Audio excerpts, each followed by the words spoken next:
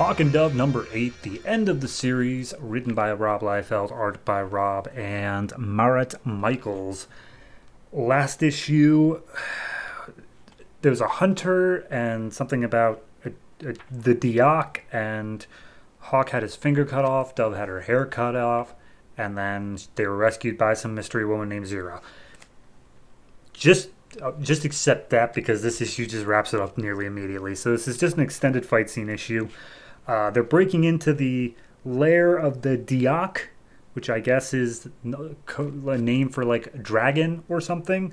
And Hawk opens up. He's just dive bombing a bunch of ninjas, and he's talking about how much he loves football. Specifically, he loves being able to push through people to clear a path because that's what he's doing now.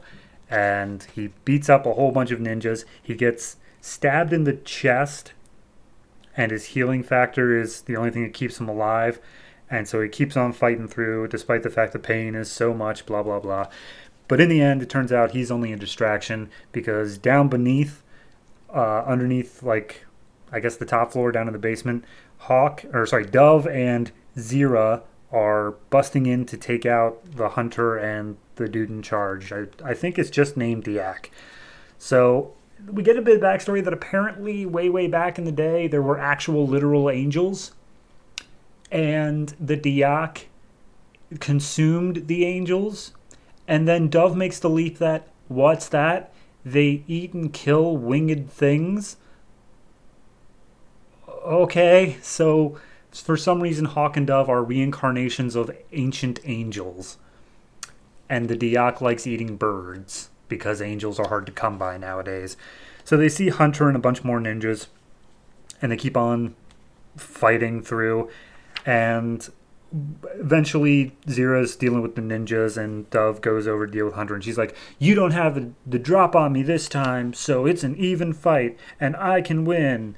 And then she takes his sword so that he isn't able to attack anymore, despite the fact he had like 6 weapons beforehand. But regardless, she's got him at sword point, and then Zira's like, you have to kill him, Dove. It's the only way to make sure he doesn't come after you even after all this is done. And she's like, no, that's not how I do my thing. So then Diak shows up, the dragon guy, and he's basically like, I've cast a dark spell on you. You aren't able to move anymore, Dove. And then Dove starts moving again because she's just so super strong, I guess. And he's like, now that I have the piece of the Hawk and the Dove, all I have to do is kill you, and then I will be made the avatar of war and peace. I will be all powerful, blah, blah, blah. And Dove's like, yeah, okay, that's not going to happen. So let us fight. And then Diak turns into an actual dragon man, like straight up Trogdor, and Dove throws the sword at him. He swats it away. They start fighting for a second. She gets the drop on him, and then Hawk picks up the sword and like just throws it through his chest. And they say, all right, we're done. We did it. Congratulations. So then Hunter's nearby, and they're like, you want to go? And he's like, nah, I'm out. I'm good. Bye. And he just steps away. And Zira's like, well, one day he will return, but just remember, you always have sanctuary with me and my people. And then we get Hawk and Dove and their civilian on top of a rooftop, and they're like, we've been through a lot over these past 8 issues. We fought all these things that blah, blah, blah. I think they actually make a list.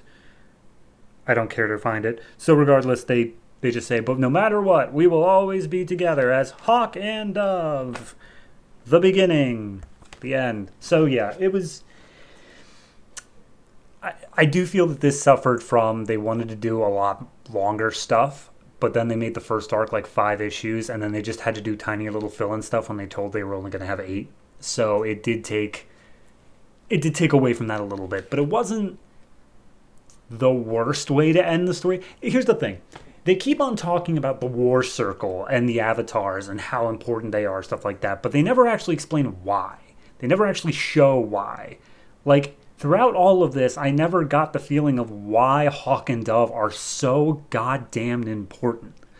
They're just told that they are, and I didn't get that sense of it. And that's really the biggest issue I have with this, is that they played up all this huge mythology stuff, and then it comes down to like, yeah, but like, what can they do? It's like if I had a prophecy about myself of like, oh, I will be the one to change the world and I will be the one that did all this. But then, like, I'm just a dude reading comics. What do I do? They're no different than they're no different than Batman, honestly. The only difference is I think Dove can fly. That's it. Beyond that, I genuinely, and Hawk can heal. That's it. I don't get any sense of them being super. So, yeah, that's my one flaw with the series as a whole. As for this issue, it's just a fight scene. It's just a thing of, yeah, we set up this stuff last issue and then we're just going to fight it out in this issue. It's fine. It's not great. Its art is a little bit iffy at times, especially when they're not in their superhero outfits. Faces are very much not the forte of these artists, but it's whatever. So I'm going to give this one like 5.5. And bon voyage to Hawk and Dove.